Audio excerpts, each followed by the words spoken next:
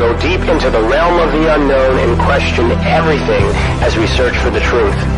We will explore the possibility of countless phenomena within the ultra spectrum, and together we will learn that it is all connected. This podcast is brought to you by the Experiencers Support Association, and it is a live stream broadcast. If you have a question, send me a super chat or become a YouTube member.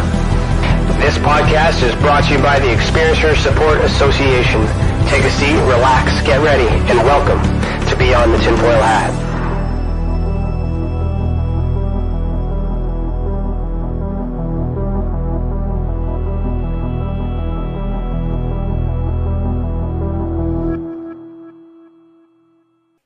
Hello, everybody, and welcome to Beyond the Tinfoil Hat. Today is Thursday, May 26, 2022, and I, Ryan Stacey, am your host this evening. I'm a licensed private investigator, citizen journalist, and the director of investigations for the Experiencers Support Association. I'm the former national chief investigator for MUFON Canada and the former international field investigator trainer for MUFON in general. Welcome to the channel, and thank you for joining us this evening. To super chat, click the $sign next to your name in the comment box. Tonight's theme is galactic ambassadoring and shamanism. For our guest, our guest for season 4, episode 17, is Tanys Coughlan. Tanys is the founder of the Twillow Lifestyle Community and the Twillow Lifestyle Academy, which is she is an international teacher and speaker. Apologize, I have a really sore throat tonight, and I'm not realizing how much it's affecting me. Excuse me. She's a registered Reiki master and intuitive healer, and is a member of the International Association of Reiki Professionals, which is otherwise known as IARP. And she's also part of the Reiki Healing Association. She received her, I always get this, I'm not sure, is it Celtic or Celtic? Celtic, we'll say Celtic Shamanic High Priestess, Aqualead Master, and she's a Crystal Master certification at a few years ago, and is following her life's purpose. Pardon me. Tanys uses her channeling and intuitive abilities to help people understand themselves and others. Tanys works with those who are looking to create more meaning in their lives. She helps them transform and evolve on their healing journey to self-discovery. Through energy healing, spiritual practices, mentoring, and teaching, she helps others to find a more meaningful, healthy, and balanced lifestyle by gaining a sense of well-being, understanding of emotions and energy. She helps people connect to their higher purpose and explore their spiritual gifts. So, Tanys, put on your tinfoil hat. We're about to go down a rabbit hole. How are you doing this evening? I'm good, thanks. So good. Honored to be here. Great. No, good to have you here. I'm sorry about that. I didn't realize. I told you I had a bit of a sore throat, and then everything got caught. I'm really sorry. No worries. No worries. It is Celtic. It is Celtic. Okay. You okay? It's just like I never know. You see it, you read it, and it makes sense to me. I'm gonna say Celtic. Yeah. Okay. Well, that's great. Thank you so much. I know you had a lot of you got no power. No. You're in Ottawa, right? Yeah, we had that big storm on the weekend, so we've been fighting no power since then. I'm at a friend's place, which he graciously allowed us to come and do this. And well, thank you, friend, and thank you for being here and making it. I'm glad to have you here. So we're going to start with the icebreaker, which Cece has made. So I'm just going to play our little jingle here.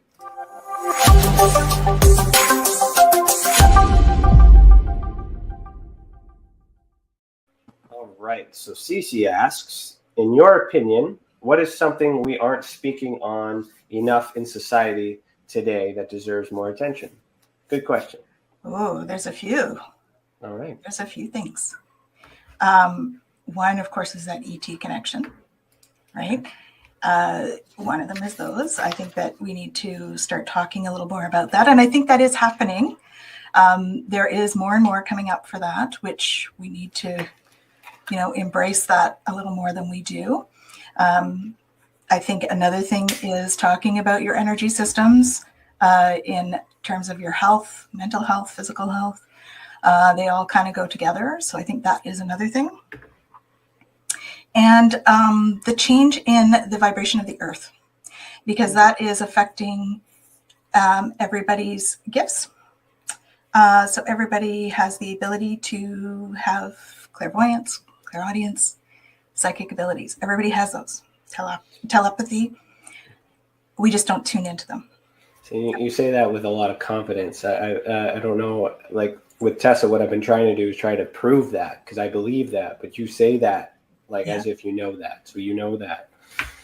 I know through my own experience that really the more that you start to change yourself, the more they come in. And so there is science to back up the energy piece. And my experience and my clients that I've worked with, as you raise your vibration, you start to open up your perception of things. Okay. So we all vibrate between 63 and 78 megahertz, right? We're on the earth vibrates. It's measured through the Schumann resonance scale. Schumann resonance has a baseline of 7.8 hertz, right? We've had spikes since 2012 up to 300 on certain days. And so with that vibration, of course, we are on the earth. It affects our vibration. So our vibration has raised on those days as well. And this creates a greater expansion in our sensitivities. So kind of like a dog whistle. Okay. So a dog whistle, we can't hear it because our hearing range is here and the dog whistle is out here, right?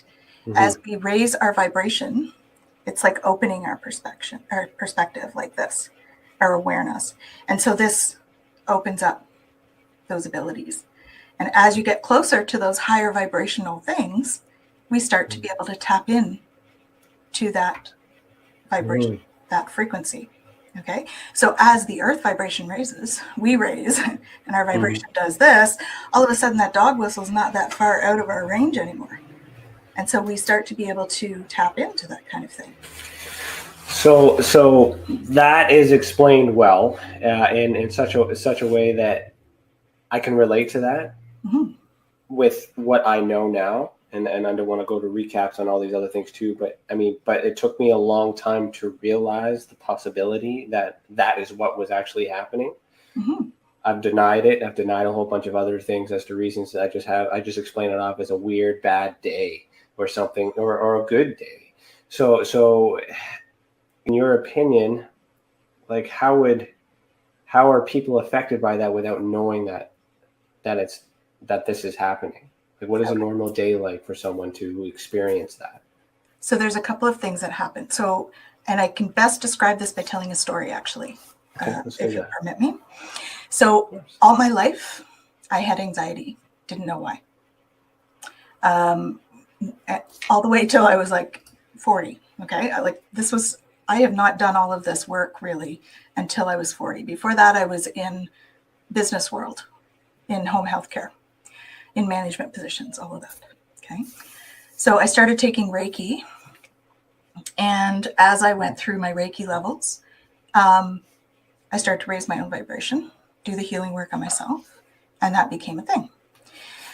So I go to, for this particular discussion, we're talking about how it affects you, right? So the anxiety piece. So I'm sitting in a class. I was a level 2 Reiki at the time, and it was a Reiki with crystals class. And I was sort of in touch with the guides, but wasn't really, like, I was still kind of like, okay, I'm kind of aware they're there, but I'm not really sure, I don't hear them, don't see them yet. It was just kind of there. It was kind of a knowing, I guess you could say. So I'm sitting in this class, Reiki with crystals, and all of a sudden the teacher's talking away. We're all in a circle. She's talking away. She stops mid-sentence. She looks at me and she goes, "You have ascended masters yelling at you all the time. I don't know how you focus on anything. You need to take care of that." And I'm going, wait, what? I have what? So I talked to her after class and she's like, "Do you have anxiety?" I'm like, "Yeah." She's like, "Do you have trouble focusing?" "Yeah." She's like, "Yeah, because they're yelling at you all the time. You need to take care of that or they're going to drive you crazy."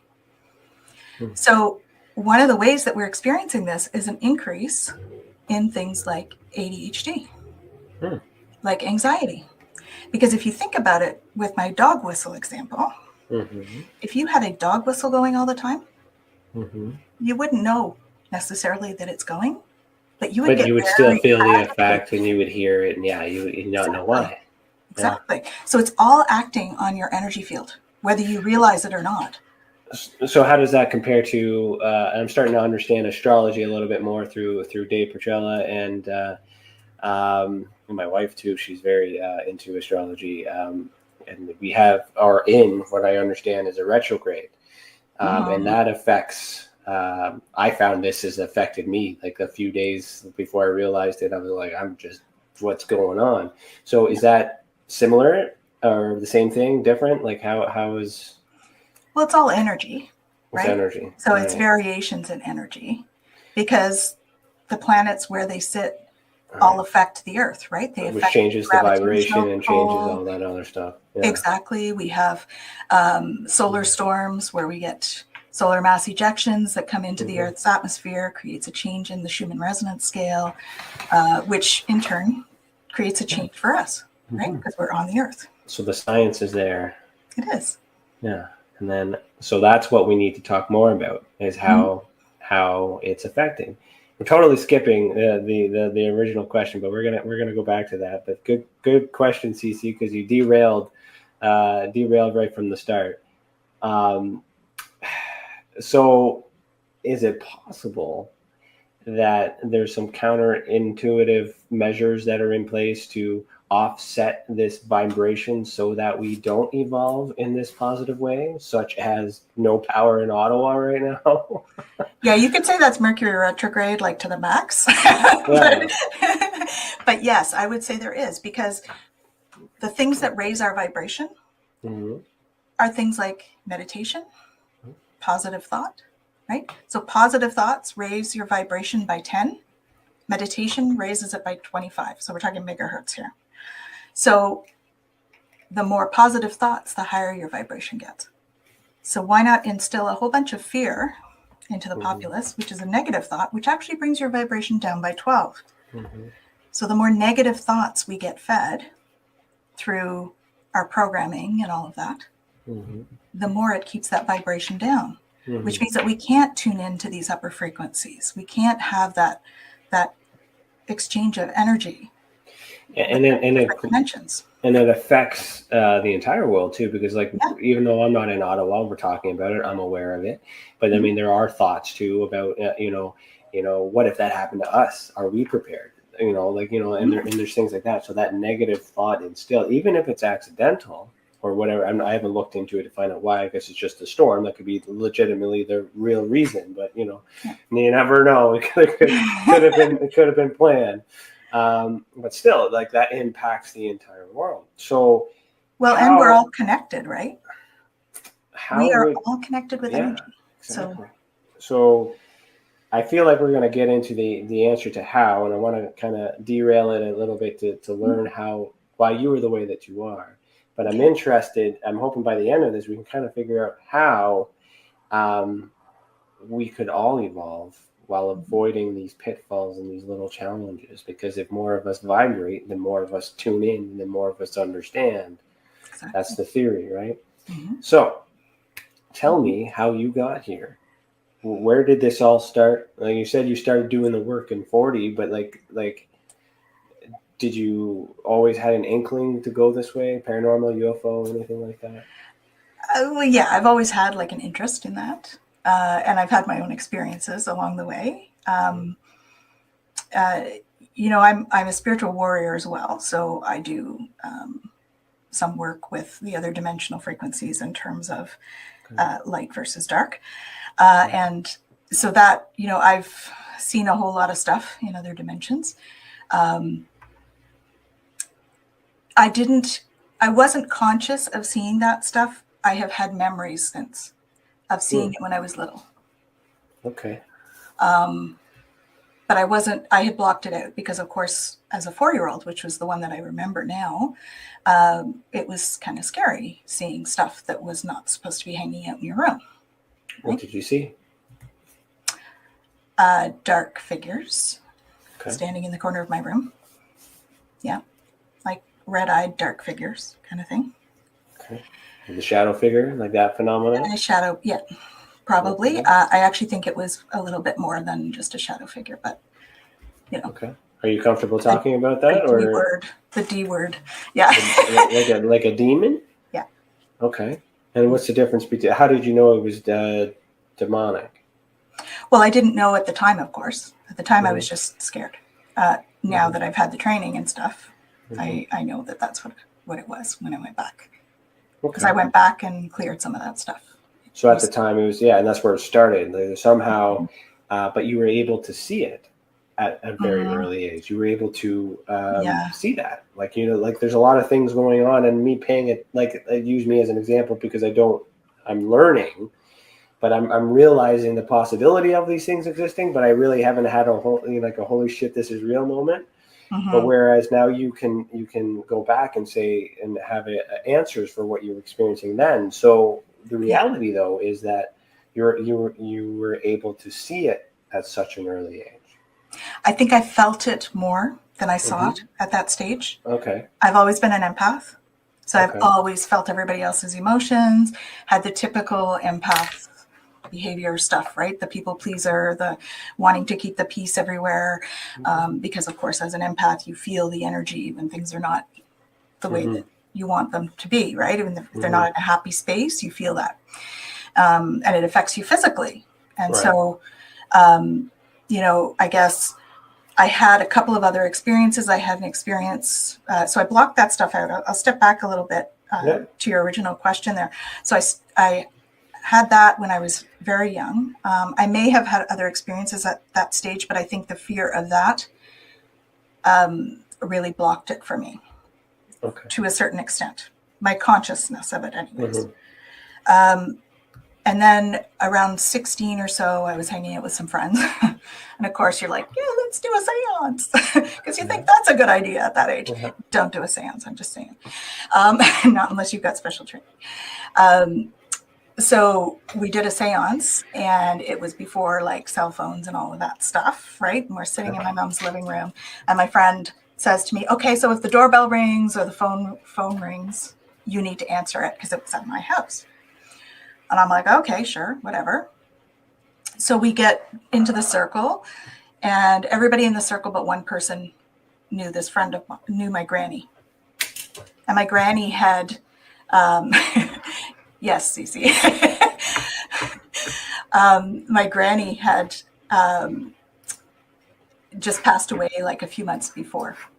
And so we decided we would call on her.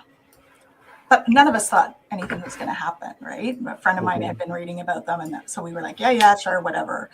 So we get a candle going, and have something of hers in the circle and all that stuff. And we're in this circle. There's maybe 8 of us or so. And so we start in, and I ask for a sign, and the phone rings. And I'm like, yeah, she's probably set this up or whatever, right? That skeptic in my head. I'm like, yeah, okay. I pick up the phone, and it's totally dead. There's no dial tone.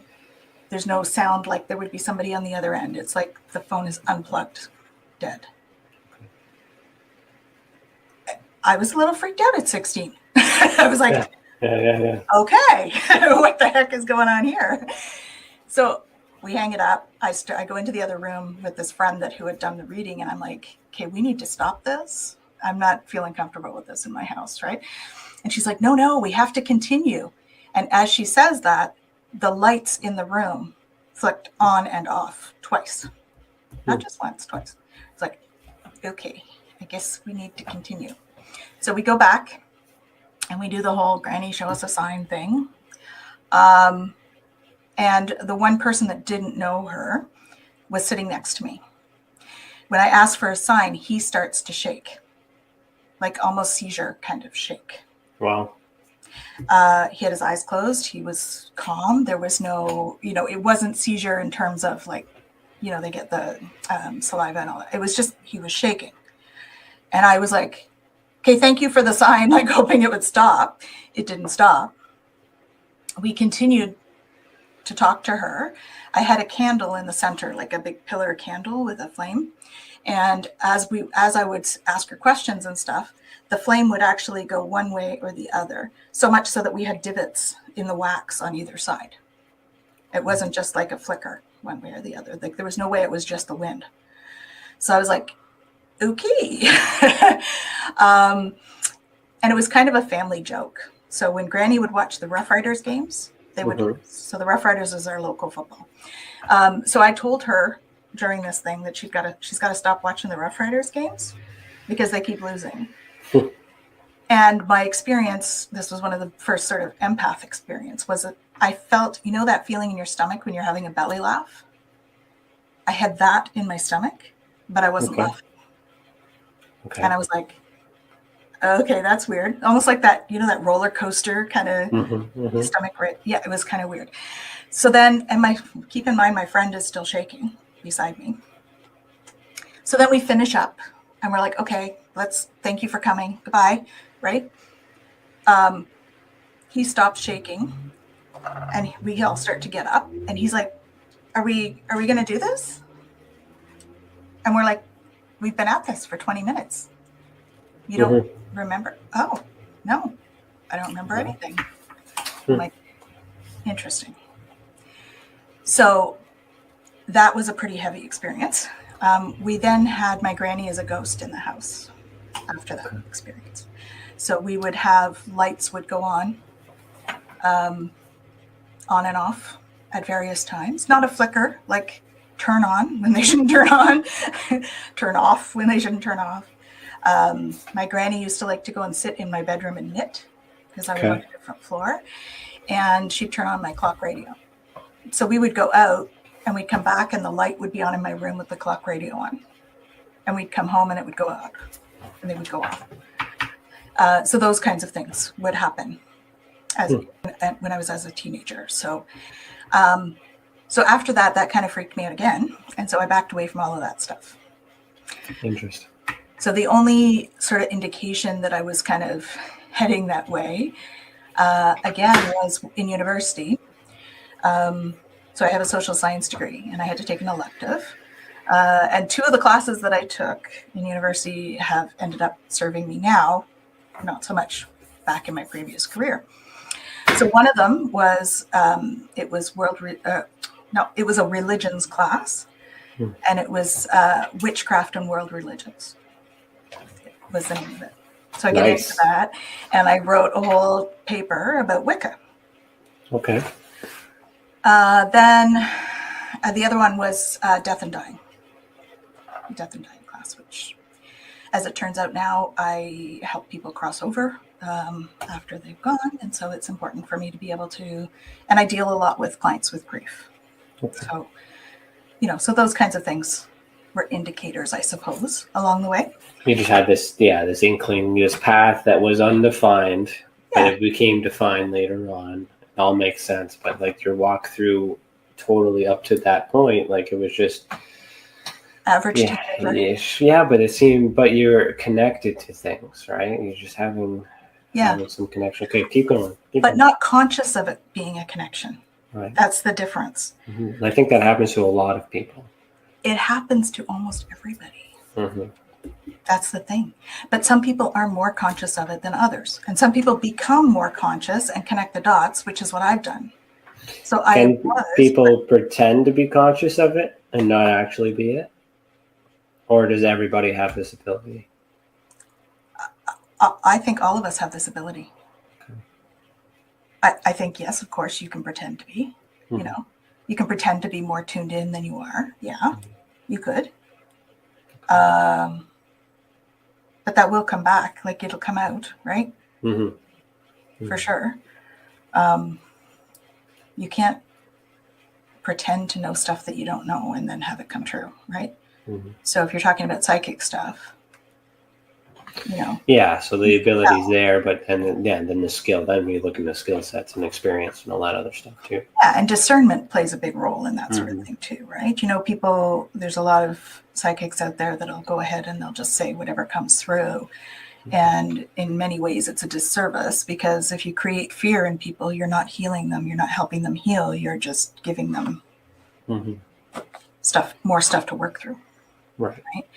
So having discernment and clearly sort of using those abilities to heal others is a big thing too. Mm-hmm. Mm-hmm. Okay.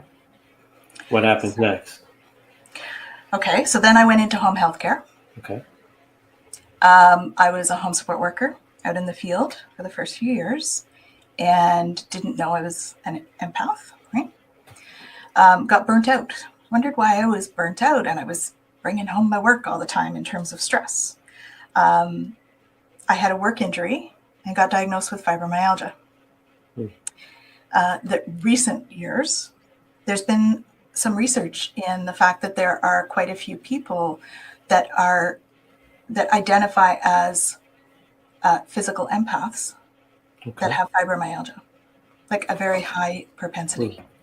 Interesting. I don't think there's any like double-blind studies or scientific research in terms of that, but there seems to be a very high percentage of people that identify as physical empaths. So what I mean by physical empaths is we don't just feel the feels, people's emotions and stuff. We actually feel the physical pain and stuff in other people's bodies. And so I didn't realize I was a physical empath until I started doing Reiki. And I had a gentleman come to me regularly. He had been an athlete and was doing a whole lot of,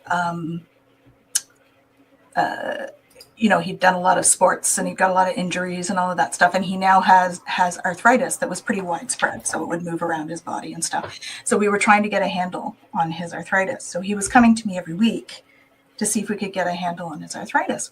And every time he'd get on the table, he wouldn't tell me anything. He was one of these guys that wanted me to just do the job, right? So I get into doing the job.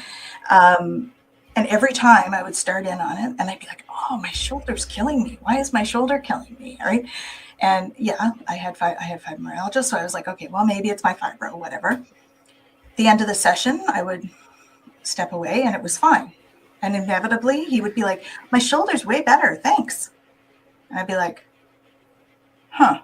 And the next week it would be my knee or something. Same thing would happen. So I went to my Reiki master. I'm like, what is going on? Why am I feeling this guy's physical pain? She's like, oh, honey, you're a physical empath. And I'm like, oh. So yeah, you're absorbing it. That's interesting. Yeah. So I would feel the other person's pain in their body. So how would you transmute that out of your body? You absorb it, you take it, but what do you do with it? I'm not really absorbing it. I'm just feeling it. Just feeling it. Okay.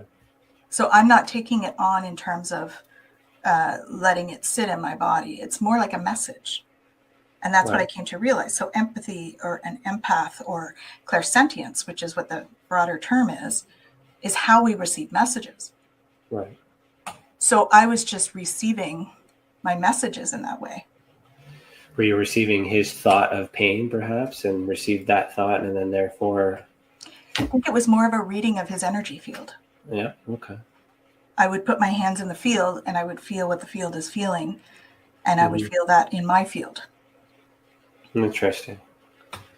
That seems to be how it works, anyways. It seems to make sense, though. Science can prove that. I think that scientifically explains the energy transfer of energy. We are energy beings, so when we connect, when we hug, when we do things, when you walk into a room and you can just feel if there's like you don't want to be here, there's someone in this room, so that makes sense. So that's amazing.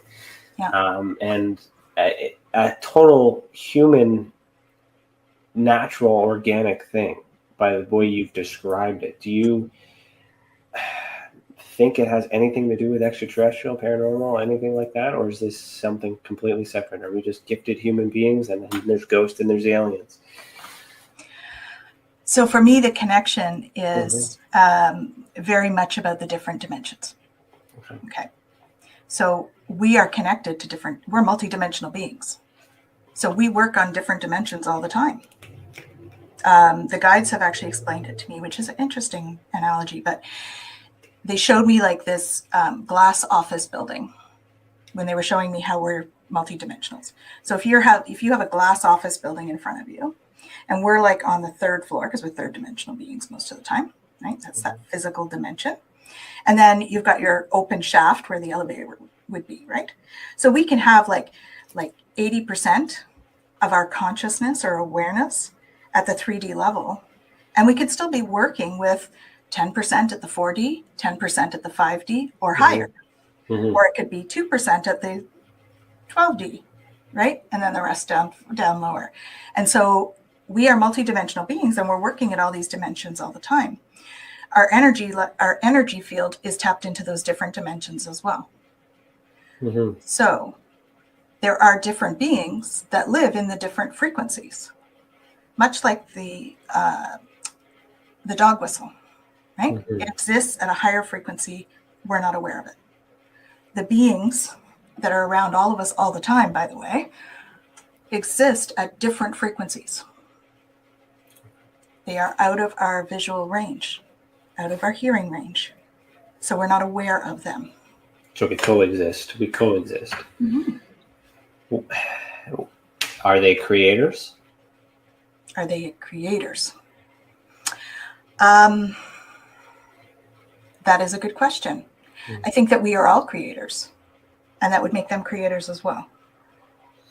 Okay. So we both evolve separately, but mingle interconnectedly. Mm-hmm. Don't really understand each other, sharing the same space, but yet sometimes, somehow we're communicating to them without knowing about it. So why not make a full transfer from one dimension to the other? Because we have, with the seance, you were using a method and a tool with a group of people to connect to a different dimension, not knowing whether that's the 4th, 5th, or right to the 12th. You don't know what's coming, but you're just trying to use the elevator, if you will, to follow your analogy. Yeah. What's stopping the CEO coming down and saying hello to us on the bottom floor? They do. Everyone? All time? Yeah. They're around. Okay. You can ask them. We have free will, so they can't interfere with our life unless we ask. And if they didn't create us, then who created them? Or are these dimensions like infinite? My teachings say there are 12 physical dimensions. Okay. And 7 spiritual dimensions. That's just the teaching. So I'm mystery school trained. And so in the mystery schools, they teach a certain way, right? Related to the Kabbalah. It's Hermetic teachings. And so what I have learned about those other dimensions is related to that. Okay. I'm not saying it's right or wrong, because I think we have a whole lot more to discover yet in all of that. So what my gut tells me is there's more than that in terms of dimensions. There's way more that we can't even begin to perceive. I think the 12 is what's is in our sort of realm of possibility, perhaps, to perceive. Above that, I would say. Now, when you say we, do you mean like us on the 3rd floor? Yeah. Now, if you were to place the government, who is supposed to know all things because they're in charge of us, are they on the 3rd floor, or are they on another floor in this? No. In terms of knowing. So when I say 3rd floor, I'm talking about like 3-dimensional beings. Yep. No, I get it. I understand. They are 3-dimensional beings. They're human. So do they have the ability to communicate more effectively with those in a higher tier? Have they done the work? We don't know. Then we don't know. No, so it's just interesting. I do a lot of I'm following you with this, and I'm probing a little bit, because please, there's always those thoughts of government intervention, or government suppressing, or government not revealing information. And we'll tie into that when we get into AEDC. Yeah. And diplomacy. But I kind of get this feeling that they're no different than us. No. They're just responsible for explaining the things that we can't even explain ourselves. So they have to say something. Otherwise, we're just there's no conformity. That's right. So I was just putting a little bug in your ear there to get an idea of where you are. And I don't think you're one of those anti-disclosure kind of individuals. Full spiritual, loving. I don't. I mean, I think that. I think there's a reason they don't tell everything they know, and I think it's in. I can see this from a spiritual perspective, because if they did tell everybody and everybody was in fear, you're going to lower the earth vibration, because the more fear we have, fear is the lowest vibration emotion. Love and joy are the highest vibration emotions. So when you tell people something that's going to create fear, Mm-hmm. It lowers our vibration. It takes us away from our evolutionary goal. Which makes sense as to why information is controlled and leaked systematically, so that way more kids start, there's that variance. Mm-hmm. If 10 people are enjoying it and only one person is not, then okay, then we can do a little bit more. But if everybody's having a problem with it, then okay, we need to try something else. Right. So that's what I was trying to get at, is the government involved in that process, meaning communicating with beings? What about physical beings? Because my gut is telling me yes. Do I know anything for sure? No. No. Okay. It's all good. My gut is telling me yes, they do know. My gut is telling me that they have been using interpreters, channelers for years and not talking about it. But like I said, that's all speculation on my part. See, there's choice too, right? So these higher beings are able to communicate with us, but we're just learning at this level that we're able to communicate with them if we do all these things. But we didn't learn all these meditations and yogas and things like that until Eastern medicine, and Eastern came over to the West. Even though all those things, it was still separated. So there's a bit of suppression and all those other things too. But there's choice. So these higher vibrational beings, if I'm using the term properly, choose to interact with us. Mm-hmm. So why do you think they chose you to relay these messages versus, or do you think they're just putting the message out there and whoever picks it up is going to pick it up? I think that we have a predisposition to, or a soul contract, you might say, to do this kind of work. So perhaps we are in a position that it is unearthed more easily for us, those of us that are more sensitive to it. I know I've had many lifetimes here, so I've had a fair bit of practice with this stuff on Earth. But I think that everybody is capable of tuning in, right? So I think that it came to a point. So for me, I went through 2 burnouts. I ended up in management in home health care and had 2 burnouts and was like, okay, I need to do something different. I need to do something differently in order to be more well-rounded and feel healthy. And that's when I found Reiki. Okay. So I find that, people tend to get to, and they talk about this being the dark night of the soul. You get to a time in your life and it's almost where that soul contract comes up and you need to step into it. And that's sort of how I see what happened to me. I wouldn't have changed if I had not had a chaotic time, right? Chaos is what creates change. If we don't have chaos, everybody's very comfortable to stay where they are in life. Because as humans, change scares us because we don't know what's coming. So nobody will change without some kind of an impetus to do that change. Well, they want reassurance that change is going to lead to a positive result. People don't want to change in case there's a negative, right? Because they enjoy what it's the hope of that being better. Yeah. But it's also that uncertainty that you're not quite sure if it works, which is why we have a lot of people looking into the afterlife or looking into the other side, because why do we endure what we do for such a long period of time? Because we hope that there is an afterlife. We hope that there is another place that we go to and all these other things. So to come back to I really like your building complex analogy. And that's why I keep using it. It's a great way to describe this. We can thank them for that. Well, yeah, I'm Metatron, I believe, Archangel Metatron that brought that through. Okay, perfect. Thank you, if you're listening. He is. So go back to the D word, the demons. Yeah. They're lower vibrational beings from what I understand. And we're talking about higher vibrations. So we're in the third dimension, third level, and we're trying to communicate with those on the top. Are these demons in second and first or beneath?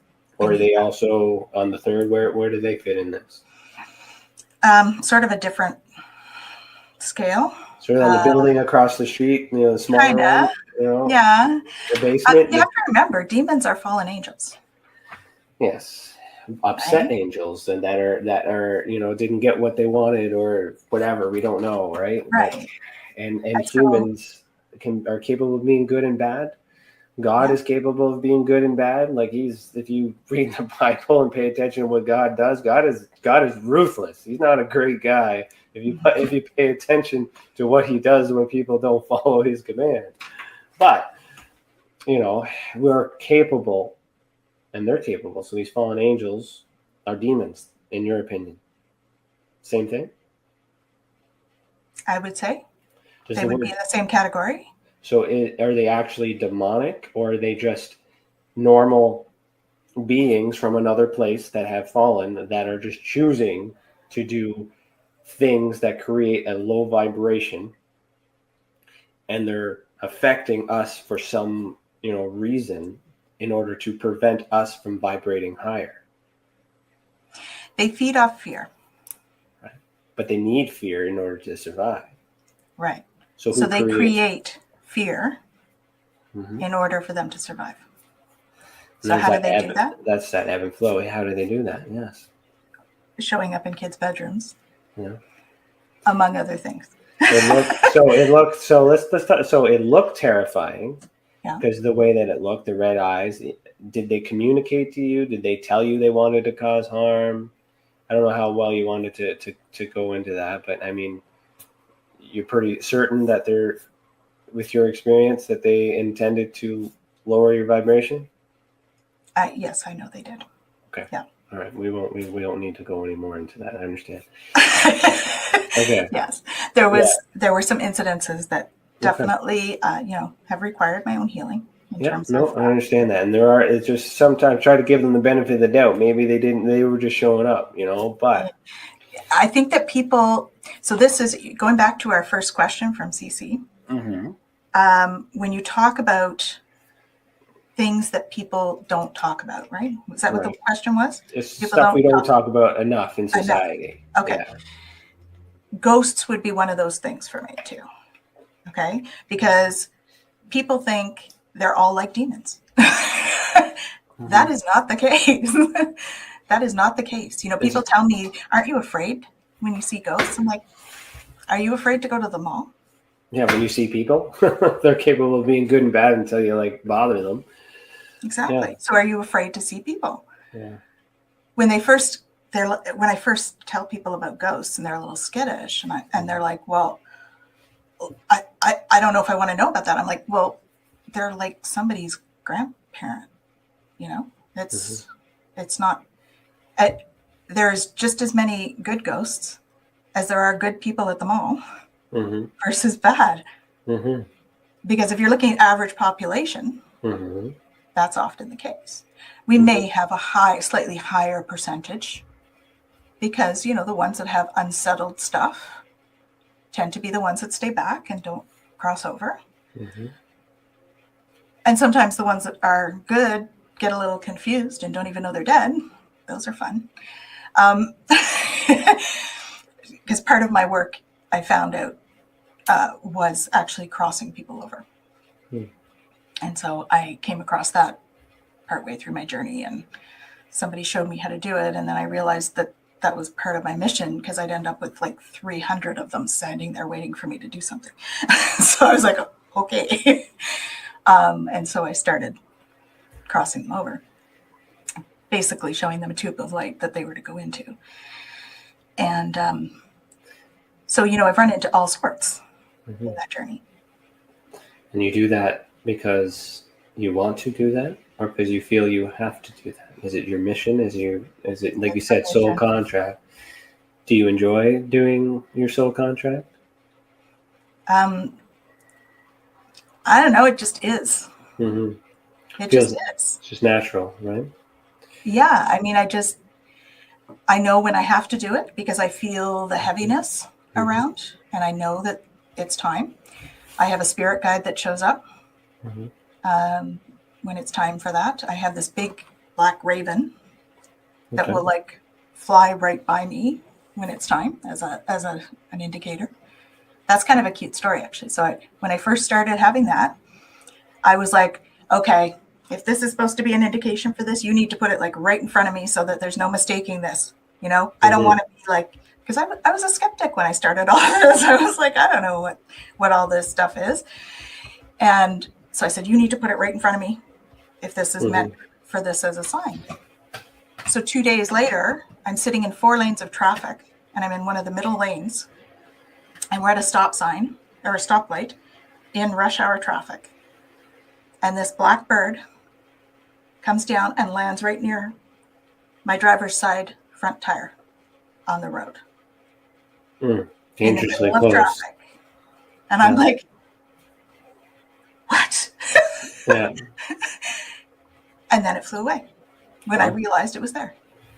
I mean, why would it come and sit in the middle of traffic? Why would it do that? Not very intelligent bird, and just a coincidence, things like that. But there's symbolism behind seeing these spirit animals. Do you know what the symbolism is behind the raven specifically? There's various ones. The raven specifically is related to death and stuff. Okay. And transition, right? So death is a transition. It's it's not a. So that's another part of this, right? When we realize that our soul actually goes on, and then it's not it's just like changing form. So death is not an end; it's just a change. It's like moving from Ottawa to Toronto, right? You're changing your environment. Only in that case, you're changing your body. You're leaving the body and you're going somewhere else. So it becomes. Now, here's another scientific fact for you. Did you know that they've actually done studies that the soul actually weighs 3/4 of an ounce? They can measure the weight of the energy? How do they do that? They measure people right before death. Okay, right measure death, them after death. Huh. And there's consistently 3/4 of an ounce difference in the weight. And they don't move them or nothing. Like Nope. that's not the blood coagulating and the fluids Right after. Like a Right second. after. Yeah. Huh. 3/4 of an ounce difference. Interesting. So the energy, energy weighs something. We are all energy. So the more energy we carry in the meat suit, we weigh more. Yeah, the meat suit. Yeah, that's a good one. Sorry, I know it's a little. No, it makes sense. It just reminded me of Supernatural. That's what they call it, meat suits. I have seen studies where they've had a thermal camera that showed, the energy leaving the body. I've seen things like that seem to be pretty compelling. The as beautiful, as great as it sounds to know that there could be a place to go. Does it have an effect? We have a lot of these things where it's, these idioms where it's like it's my time to go. I'll go when I'm ready to go, and it's my time. You've been selected, and we always say these things when tragedy happens. But what happens if somebody makes that choice for themselves? Does that have an effect? Is there a hell? Is there a heaven? Is there a decision? Like what you're able to communicate to these people, you're helping them go. Yeah. But like, do you choose whether they're going to the light or they're going to hell, how do you know where they're going? No, I don't choose. That's not my role. My role is like traffic control. Right, but can you have any indication of where that light is leading them? No. None. No, that's not my job. We're all on a need to know basis. I don't need to know that. My framework, my personal framework. Yeah. I don't believe in hell. Okay. Yeah. I think that, if you're looking at dimensional frequencies, this could be seen as that. We're here to learn. That's what we're here for. Isn't that what hell is about? Because really, hell is about punishment. Well, right? Or justice. Yeah, justice. Interesting fact with Satan. Why is Satan so bad if he punishes those who do evil? Right? He should be encouraging them Right. So the facts aren't true. Okay. Tell me. Let's do a turn here about the Shamanic High Priestess. Celtic Shamanic High Priestess. Yeah. That's it. And then you also mentioned you're an Aqualead master. So I want to know what those both are. Okay. So a Celtic Shamanic High Priestess is a combination teachings of Celtic shamanism and Wiccan High Priestess. Okay. And so it is taking the Celtic shamanic teachings. So there is shamanic healing that comes along with that, doing journey work, which is what shamans do. And then there's also the Wiccan teachings that go along with that, right? Being very in touch with the moon's phases and being in touch with the earth and the vibrations of the earth and using those things to create change in your life. So, when we talk about magic, for instance, part of metaphysics, the alchemy and all of that, magic is really about taking all four elements and mixing it with energy to create a change. Right? That's alchemy. So when you make homemade soup and you put love into that, you're making witch's brew. Just saying. So you put energy into that you make soup for somebody that's sick. Yeah, there's a healing brew. And soup always, I can always tell when my wife loves me because I'll have the same thing and it'll taste different. But if I make it, there's no love. I don't, so that's good. I believe that. Yeah, well, you put energy into things, right? And that's what creates it. So you're creating change by putting energy into it. Now, the difference between light magic and dark magic is how you use that. Okay, so intent, motive.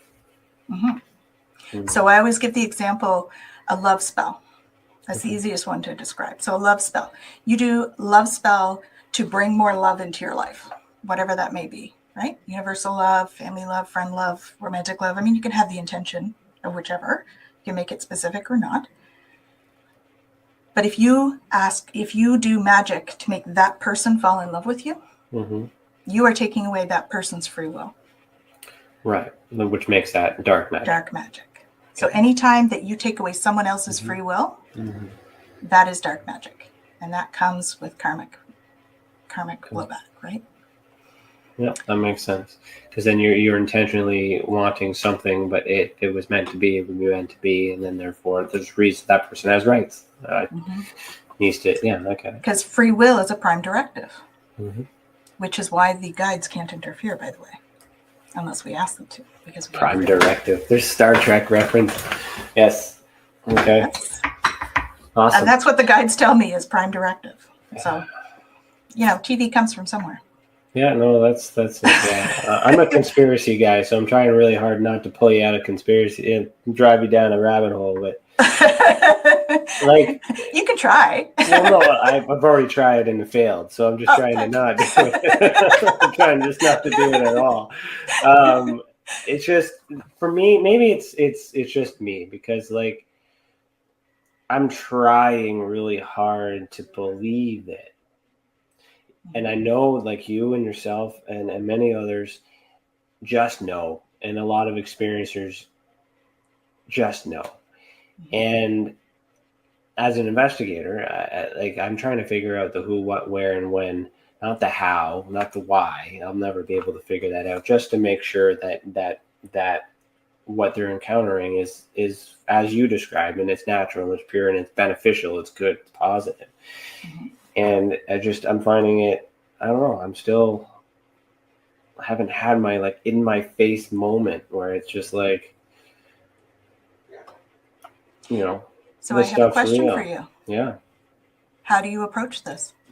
With your head or your heart?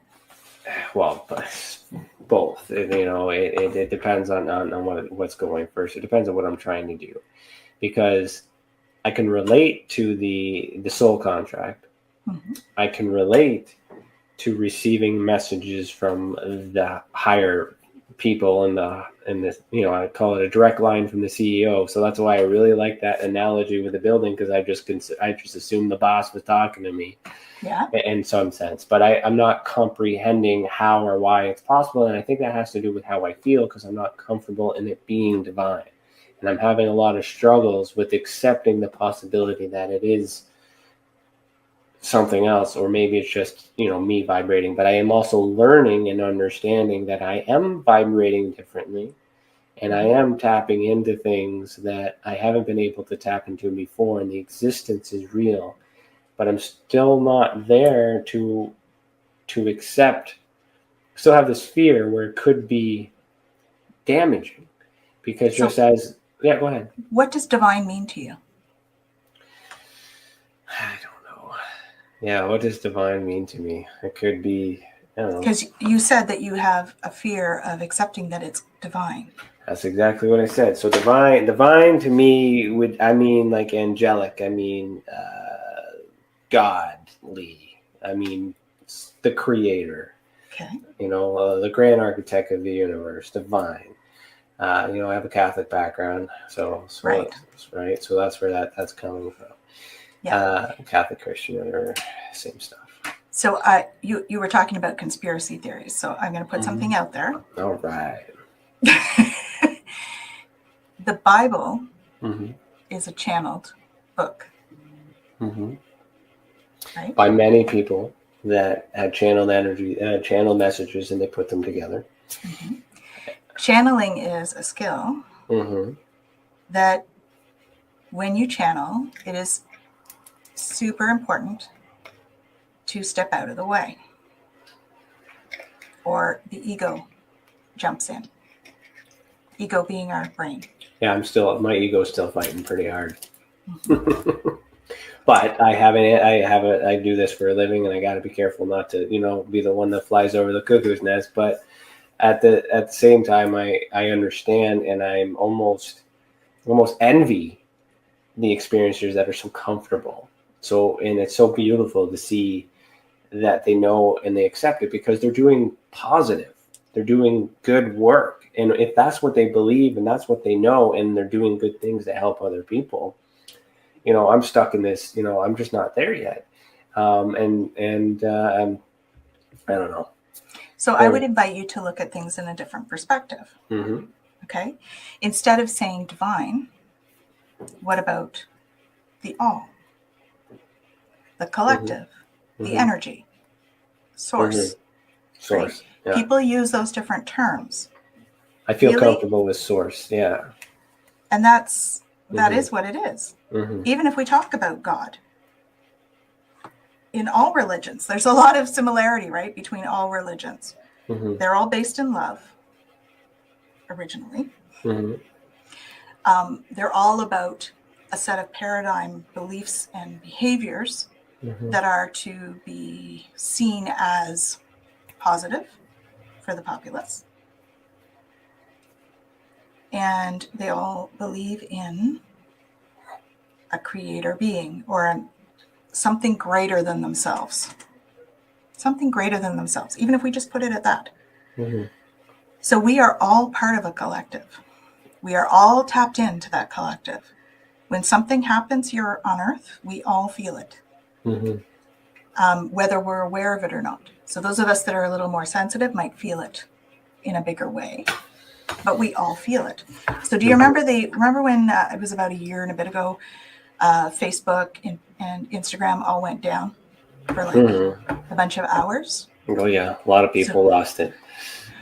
Well, okay, so here's the story. I just finished a meeting. I got off the meeting and I was just puttering around the house, getting ready for a client that was coming, was not on the internet or anything. All of a sudden, I start having a panic attack. Okay. Not something that happens to me often. Not anymore. And I'm like, what is this? What is going on here? And I realize, I take a step back and I'm like, okay, this is not mine, but what is it? And I had to call a friend. I used my millionaire clue and said, call a friend. So I call a friend and I'm like, okay, what is going on? He's like, okay, breathe. I'm like, all right. So Even those of us that are like in healing, when you're in fight or flight mode, you don't think clearly, right? That part of our brain shuts off. So it doesn't matter whether you're intuitive or not or anything. Like, you're human, you're still going to have that physiological response. So I call my friend, he's like, breathe. So once I started to breathe, I was like, okay, yes, this is not mine. And I was able to like get back to my center. I didn't find out until a half an hour later that Facebook and Instagram went down at the exact time that I had a panic attack. So you were just feeling everyone just losing it. Yeah. Because the way I see it, we're all kind of, if you picture like this huge net of energy that goes all the way around the earth, and we all have energetic strands, sort of thing, that connect us to that. So if we're sending out a signal of panic up to that collective, then people are going to feel it. So if you get a whole surge of people that all feel that, it's like a wave that goes through that whole collective. So when you have sensitive people, that energy is felt, just as it is with something like a blackhead, for instance, right? There's that panic that goes through. So this is beautifully timed, because we're going to do our commercial break, but when we come back, we're going to talk about AEDC, so the diplomacy, how it's important that we work together and we do more of what we're talking about. So we'll pause right here, but we will continue after a message from our sponsors. If you're listening to this audio only version, head over to youtube.com/the Experiencer Support Association to see the video that goes with the audio. Remember that you are listening to Beyond the Tinfoil Hat, a podcast by the Experiencer Support Association, and we'll be right back. It's your business. It's your property. Your assets are worth protecting. Blacklight Investigative and Surveillance Services specializes in patrolling and inspecting residential or commercial property against fire, theft, vandalism, terrorism, and illegal activity. People and buildings are monitored to prevent crime. Keep your property, your people, and your assets safe from threat. Our elite staff are dual licensed private investigators and security guards. Blacklight Investigative and Surveillance Services. Go to blacklightiss.com.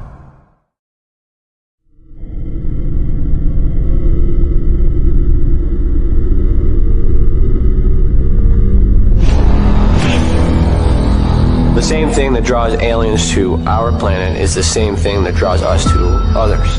Exploration, curiosity, sustainability of life. That's why we go. It would make sense as to why they're visiting here. Travis! Quit playing around, man. Get back here. Travis! The last thing I remember was this numbing shock. Stunning sort of a feeling. Very powerful. Get away from me! I was just out of my mind with fear, just screaming the whole time. It's been theorized that aliens prefer remote areas because they don't want to attract attention. Whatever it is that they're doing, they would want to do that in a less populated area. There are multiple accounts of the same thing from people from all over the world. People that do not know each other, do not live in the same cultures, and they're all looking up, they're all seeing things in the sky. So it would be naive of us to think that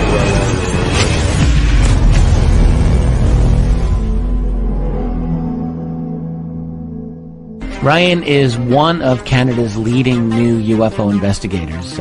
He conducts and oversees UFO investigations on a constant basis and was really taken by his research. He's compiled a tremendous amount of data regarding UFOs in Canada. And just as interesting, he really goes over how UFO investigations are done and what are some of the mistakes that people make when they submit evidence. Note for starters, don't edit your videos or photos before you send them. If you want to hear more follow-up conversation between Ryan and myself, you can go to richardolanmembers.com, where we have a candid conversation on ufology, the paranormal, and more. And remember, while we learn and grow and search for the truth, let's be good to each other.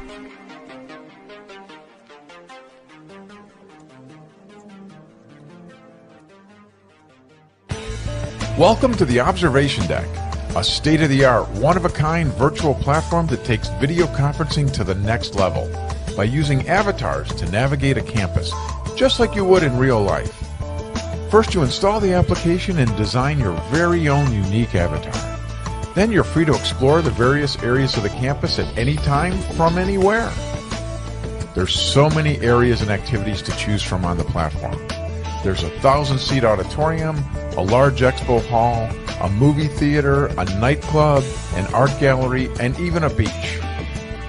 Come attend a conference or take a class or hear a lecture. Meet new friends and interact directly with presenters. It's all right here on the incredible Observation Deck campus. Where in the world will you go?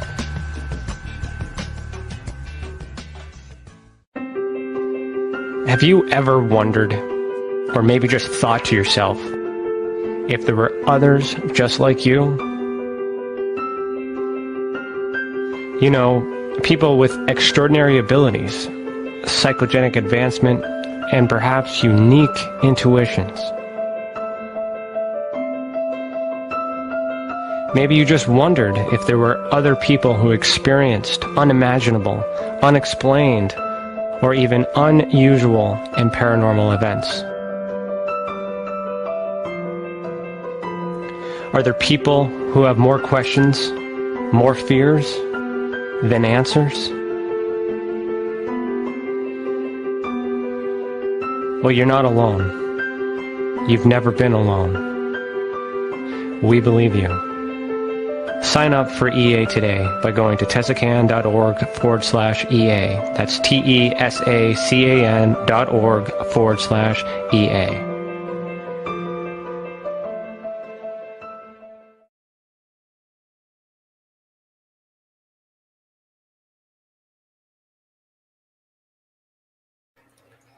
All right, welcome back. We're just chatting in the chat, laughing at each other here. Welcome back. You're listening to Beyond the Tinfoil Hat. Did you know that we have a private community chat for members on our YouTube channel? If you become a member, you will get bonus content like exclusive videos, including bloopers, behind the scenes, and members-only Q&A. Also, if you ever experienced an unexplained event involving the paranormal, UFOs, extraterrestrials, dogman, or any other paracryptid, head over to tesacan.org/reporting system. But the others who have already reported, be that example that proves we are making a difference. And if it wasn't for these reports, we could not do what we do. And for that, we thank you.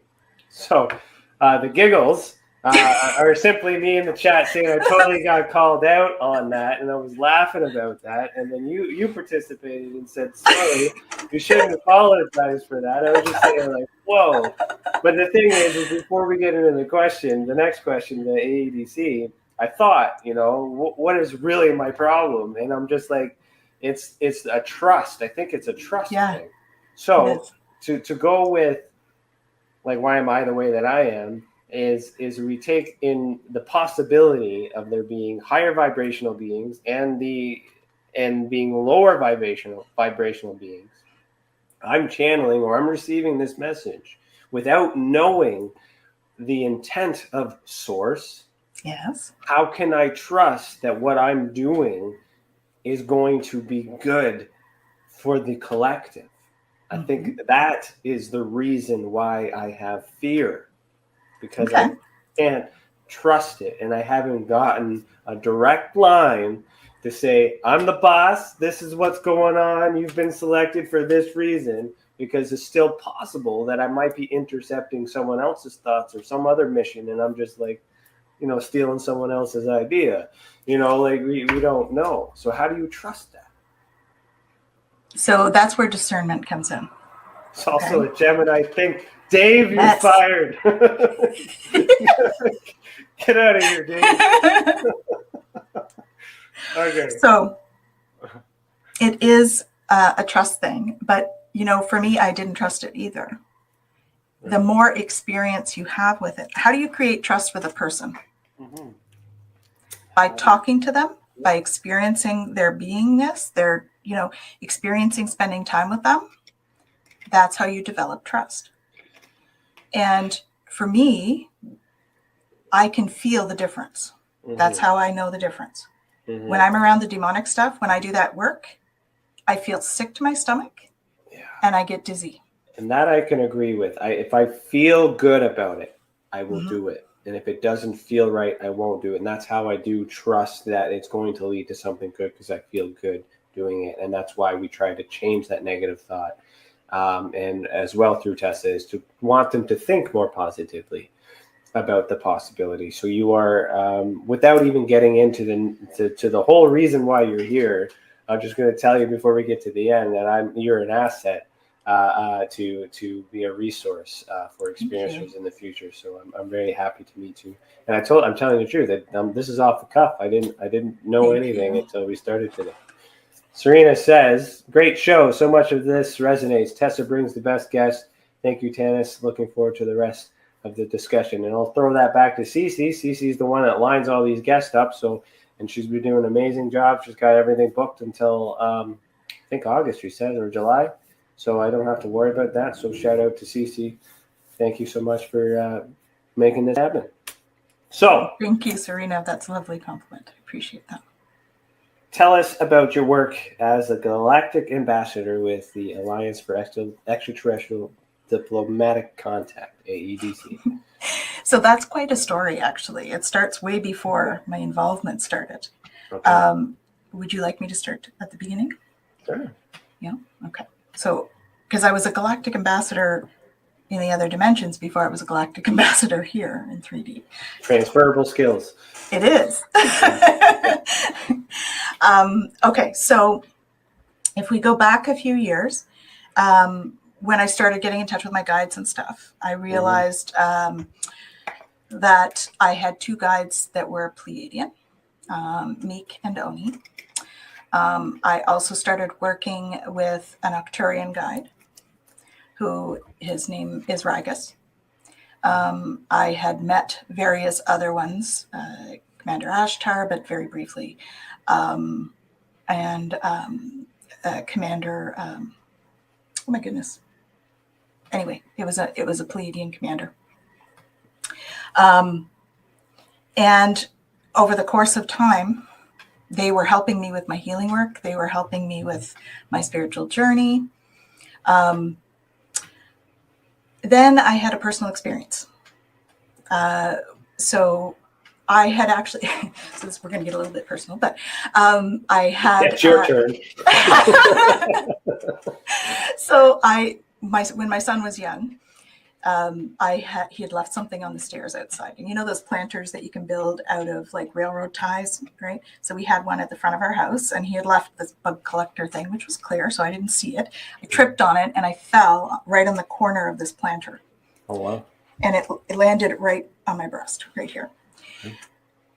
Hurt like a bugger. But anyway, bruised, but went away, didn't think anything of it. So a few years later, I start having pain there.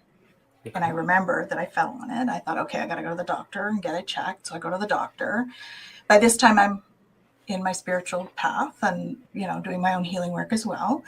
And it would like hurt. It would like pulse pain kind of thing. Mm-hmm. So the doctor, of course, sent me for a mammogram.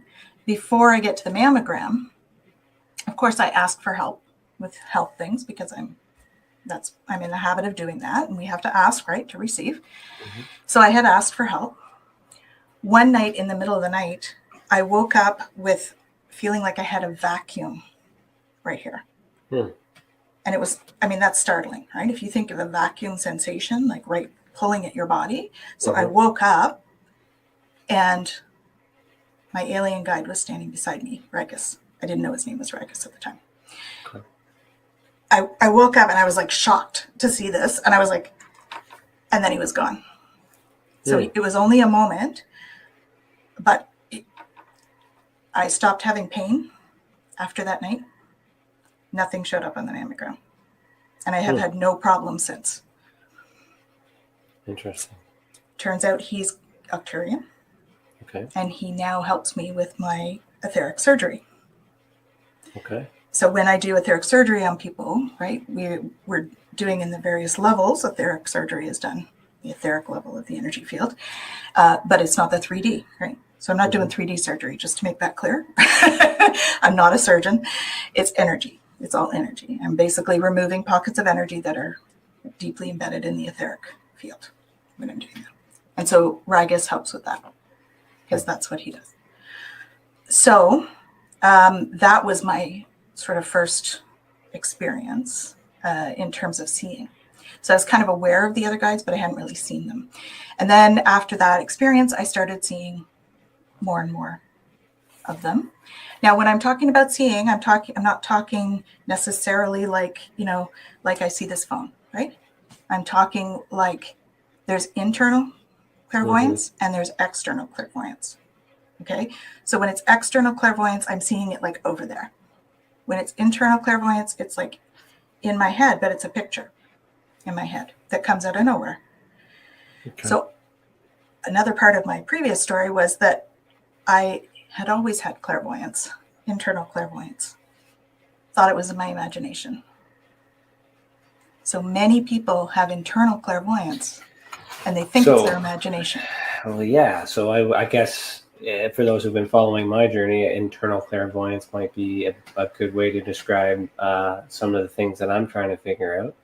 I've been calling it a download of information packets because it makes sense, like information, but I'm not getting the bedside manner that you're getting. I'm not seeing names. I'm not having conversations. I'm not like knowing who I'm talking about. It's just like all of a sudden, like, okay, I got to do that so I feel better. Yeah. Yeah. And so how does that message come in for you? Does it come in like you just know that you have to do that? There's things. Okay, so that would be a claircognizance. If you just know, you all of a sudden know something and you're not sure how, you just know. Yeah, sometimes that happens, and I like Google it later and be like, how did I know that? Turns out it's right. Yeah, that's claircognizance. So there's some things like that.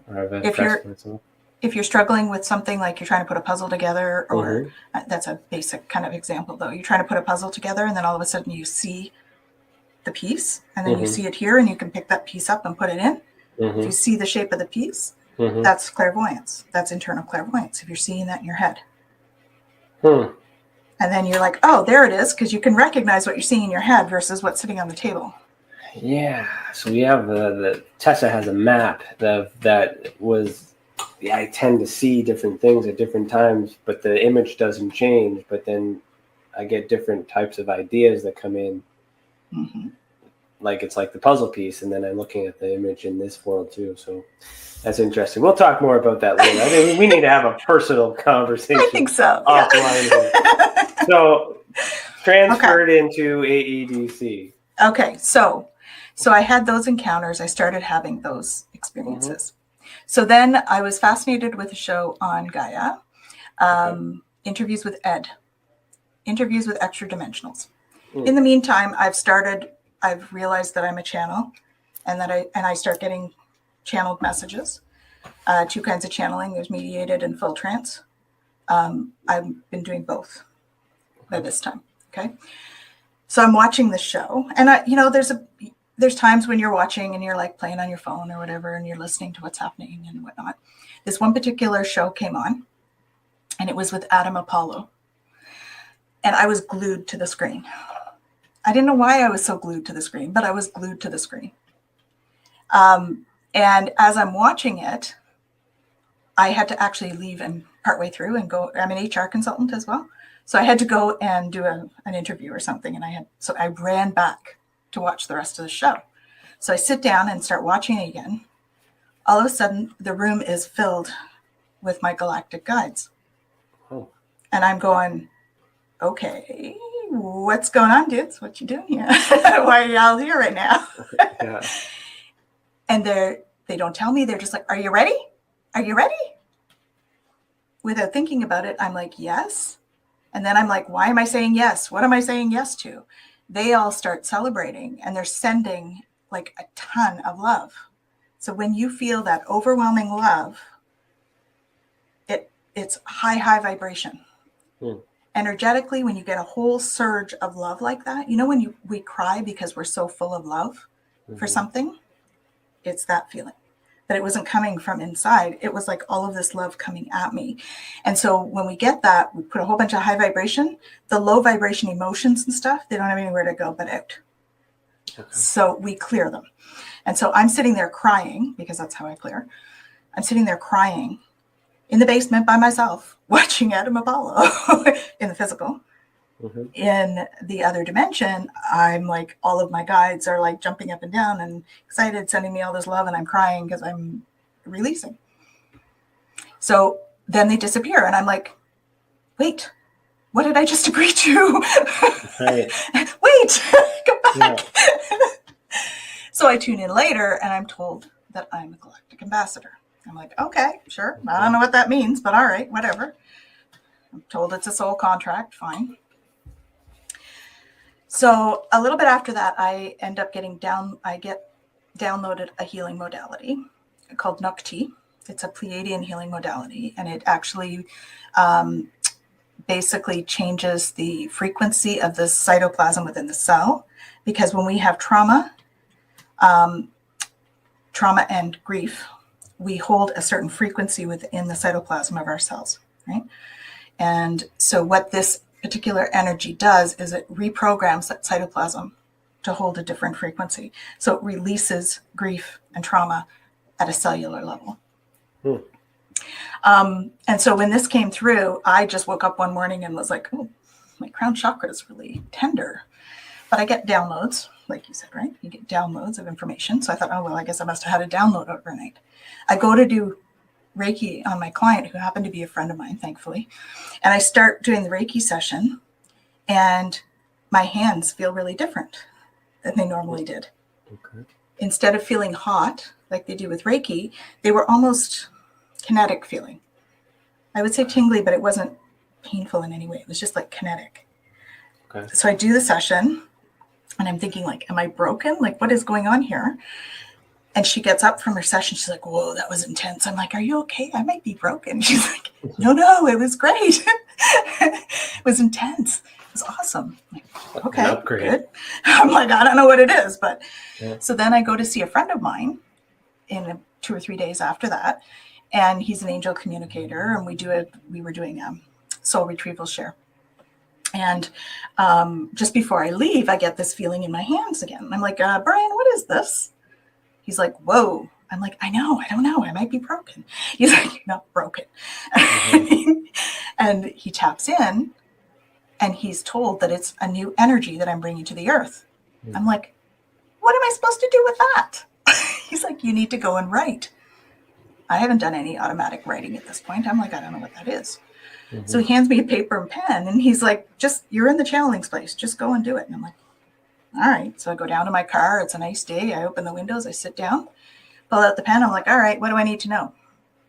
Next thing I know, I have 5 pages written about this healing modality called Nukti.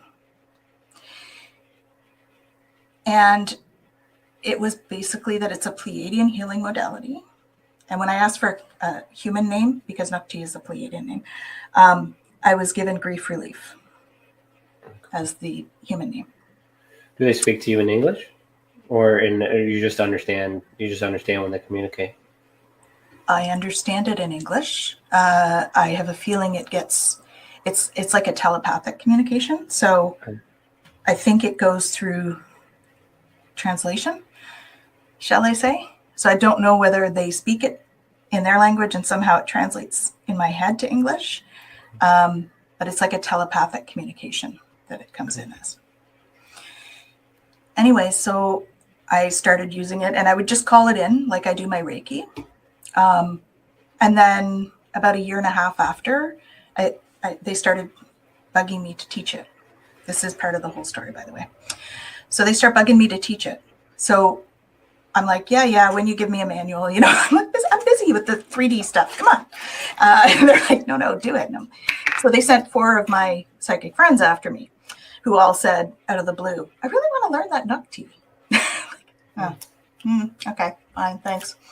So I sit down, I write a manual for the Nukti, and I end up teaching this Nukti. So I've got four students and myself. There's 5 of us. And of course, one of them is a really good friend of mine, and we get through the manual part, we get to break. Break time, she says to me, they've been showing me this mudra. I'm like, okay. So a mudra is when you hold your fingers in a specific position to call upon a certain energy frequency or a certain quality of energy, right? With yoga and stuff like that. I've tried some of those things to like fall asleep. There's sometimes like there's this one thing where I kind of it works. It's weird. It is. It does work. Yeah. So she shows me this mudra. She said, "How do you?" There's a question here. How do you spell that? Mudra or Nukti? Nukti, I think he's asking. Yeah. Nukti, Nokti is what they gave me. Okay. Yeah, Nokti. So, yeah, where was I? Sorry. No, it's okay. I get distracted easily because I've got this going on as well as the questions. It's okay. You're paying attention to the questions. I usually don't look at them till the end. So good for you for paying attention to the guests. Sorry, I do my own podcast too, so I'm used to doing that. It's all good. Okay, so we get to that, and she shows me this mudra, and she said they've been showing it to her from the beginning, told her not to show me until now. And so we sit down, and I'm like, okay, and the other students have gone off on a break. I do the mudra. I close my eyes just to feel into it. Next thing I know, my body's still in front of the computer, right? Because I'm teaching it online. My consciousness is standing in front of Commander Ashtar of the Galactic Federation. And I'm like, hi, what am I doing here? And he goes like this. And I like automatically go down on one knee. And he has this staff made out of metal that I'm not familiar with. And he does like a knighting ceremony. And then he like helps me up. And he puts his hand on my chest. And he says, "You are now one of us." And I'm like, okay, I don't know what that means. And again, I'm feeling a whole bunch of love coming at me. But it felt good. You accepted it, not knowing, but it felt good. So you trusted it. Oh, yeah, for sure. Because I had that overwhelming love feel again. The same feeling I had felt before. And I could tell there was a whole room of people here, and there were a couple of other people beside him. As soon as he did this, said, "You are now one of us," all of a sudden I'm back sitting in my consciousness is now back in my body, and I'm sitting in front of my computer, and I'm bawling. I'm going, okay, just give me a second. I just got to put myself together. And I didn't even know how I was going to do the attunement. So the attunement is how you open up the channels in order to be able to hold the capacity or to run the channel of light of what you're doing. So we do attunements in Reiki. So I assumed it was an attunement, but I didn't know exactly what to do. As soon as I came back, I knew exactly what I needed to do the attunement. So the thing that happened next, I guess, would have been I find out that I'm a galactic ambassador and a galactic teacher. So you question that a little bit, right? You're like, that was a weird experience. I'm still, a little bit. So I meet this woman online that I had been talking to. We now do a show on Wednesday nights, live on Facebook, called Live, Learn, and Love. Okay. Love and learn. Live, love, and learn. And so we're talking, and all of a sudden I'm telling her what I look like in the other dimensions, because we look different depending on what floor we're on, right? In that building, we can look different depending on what we're doing. So I'm telling her, oh yeah, usually my higher self, I look, wear this green dress and everything, and I have red hair, more red hair than I do here. And she's like, "I've seen you." I'm like, "Oh?" She said, "Yeah, you were like in this knighting ceremony thing." There was this guy, and she described Commander Ashtar, and then she described the guy that was standing beside him. I'm like, "What?" And so I tell her about this experience during Nukti. She says, yeah, I was there. That's interesting. There's validation. Yeah. I'm like, what? Yeah. Oh my God. Okay. So fast forward a bit. I start talking to this friend of mine. We were doing a catch up, post-COVID kind of thing. And he's not one that's usually, it's not usually in his framework. We don't talk a lot of spiritual stuff. But for some reason, I find myself telling him about my galactic stuff. And I don't know why. And I'm thinking, oh my gosh, why am I doing this? This is going to freak him out. Because I usually try and meet people kind of where they are, right, in conversation.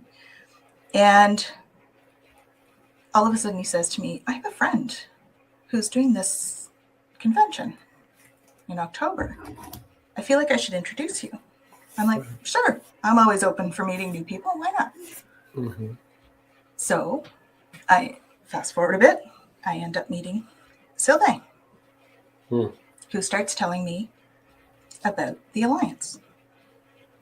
The Alliance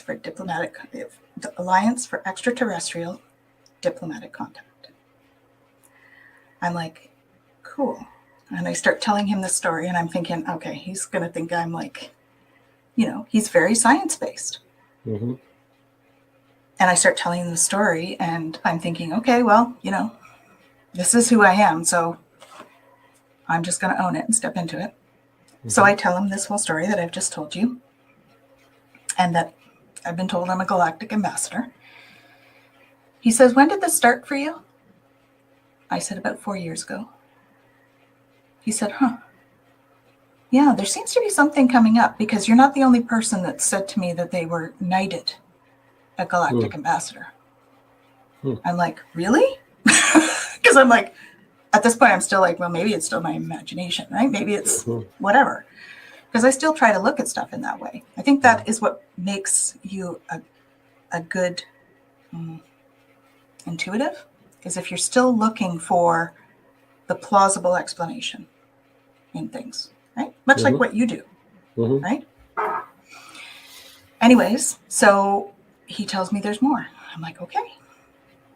So I tell him he needs to meet Adam Apollo. He said, I have a meeting with him next week. I said, okay, good. Wow. And I go all fangirly on him and like, can you just tell him he made a big difference for me? Because I was watching his show, and he's like, well, if you're going to be involved, you'll probably meet him and get to know him. I'm like, oh. Nice. Oh, you want me involved? It's like, well, yeah. So I go to a meeting, and we end up that we are all galactic ambassadors. The title becomes a thing. So so the Alliance wasn't a title then? Like, so the Alliance was already it was already made, okay. Yeah. They already had their own stuff. They didn't have the title of galactic ambassador per se. Okay. But really, we are all galactic ambassadors. And those of us that do have interactions, we are galactic ambassadors. And what are galactic ambassadors? We're here to help connect. For what reason, though? Why do the work? Do you question why you need to take care of yourself? Do you question why? It's kind of. Oh, don't throw it back on me. I was trying to get into the embassy. I was just like, come on, you guys are building. So why do the work? Why are you guys doing that galactic work as the Alliance? As the Alliance, okay. So as the Alliance, we are doing it because we want to make sure that when the ETs do come down, that we're not shooting them down. So the Alliance is working on, they're having meetings with the UN to create some changes in some of the conventions to allow for significant diplomatic action. They're building an embassy to have a space for them when they do come down. And in order for us to have them come down, we have to be able to hold love and peace here on Earth. Because otherwise, if you were an outsider coming to Earth, it would be kind of scary. So really, my work with the Alliance is about making sure that we spread love and light to the Earth, which is what I've already been doing. Which is how Sylvain found me, naturally organic, just looking at. He's like a Men in Black. He's a little spy, that guy, just trying to. He's like, these are all the people, right? So, and okay. And Dave says we're building a new world. Yeah. We are. We are. We're evolving as a species, and that's what we're meant to do. And we're all helping each other get there. And it's a feeling. With Tessa. So Tessa's the Experiencer Support Association, the same idea of like-minded individuals putting together the same, the same direction of involving the movement to be more positive, right? So when we get people that have, like myself, that may be experiencing things that don't understand it, I connect them with people like you who understand that. I just need to know enough about it to be able to categorize them to a point and know someone who can help them develop it. Mm-hmm. And at the same time, make sure it's weeded out enough that it's serious, that it's not wasting your time, as because you're with your schooling and all these other things that you have to. They're supposed to write like a matchmaker. And by doing that, matching it in these directions, and at the same time fighting off all of these Cowans and UFO Twitter haters and all this other stuff, keeping them at bay but protecting them. So it naturally made sense that I would connect with AEDC. Now, not an official member, but like supporting and working in unison with the mission. I support the movement because of the idea it brings. Mm-hmm. The concept of having a like if all things are real and they're able to connect to us, and they have every right to fear us as a human race, because majority of us are aggressive. Mm-hmm. And we can choose to fight the disclosure narrative, to push and get answers, but perhaps we're pushing the wrong people because they don't have the answers. We just need to meditate and then we'll be fine. Mm-hmm. As I learned through you, and as obviously I have some trauma with the disclosure movement that you were able to flush me out with tonight, and I'm owning up to that. But it's that positive growth in that direction to change these people to do more of what they do, and if they are going to make themselves in the physical and home, make the self a home for them, they're going to want to be welcomed by all. So whether it's real or not real, it doesn't matter. Something is happening. And if you are an advocate out there that wants to do something, you have a choice to put energy into a positive movement that is more than likely going to give a more positive result than fighting against the government, which is the hand that feeds us, for answers. The answers will come, but you put in your energy into something more positive and you'll feel good about it. So I do support AEDC a lot with it, and I'm happy that you're part of it. Happy to meet you. Happy that this is going good. Sylvain, if you're watching this, I want in, man. I want to do this. I want to help with the politics and things like that too, because I know things. But you're also doing a podcast. Mm-hmm. So we had Calypso on here a few weeks back. Yeah. Right, and she's a co-host. Did you see her episode? I haven't had a chance. I was going to watch it. Okay. I had a meeting with her last week, and I was just going to sit down and watch it. No over worries. the weekend. It's okay. So at the end, we lost power. At the end, jeez. At the end, we talked about the podcast and how she felt about it and how she was going to contribute to it. So I'm interested in you telling me your take on the podcast, how that's going to work together, what you're doing as an individual, and then how that's, how that AEDC part is now going to be part of the Tessa family in terms of content. Mm-hmm. So tell me about the podcast. Yeah, so it's Bridge to the Cosmos. Mm-hmm. And we'll be having guests on from all sorts of areas of expertise. We'll be asking them questions about ET experiences, about what their role is in the alliance, depending on who the guest is, right? Of course, we're going to tailor it to whichever the guest is and where that's coming from. But we also are going to probably find out some personal stuff about these people too. Let's get to know people. Let's realize that we are all humans and we are all bringing our areas of expertise to the table with all of these things. And so, those are the kinds of things that we're going to be looking at and asking questions about what those people believe and where are they getting that information from, and delving into the science and the politics behind all of this a little bit more, and bringing that to the forefront. And you'll be talking about AEDC and the movement and how people can be involved with that and contribute. So you guys do you have a petition going, or I'm not sure, you need signatures or something, do you not?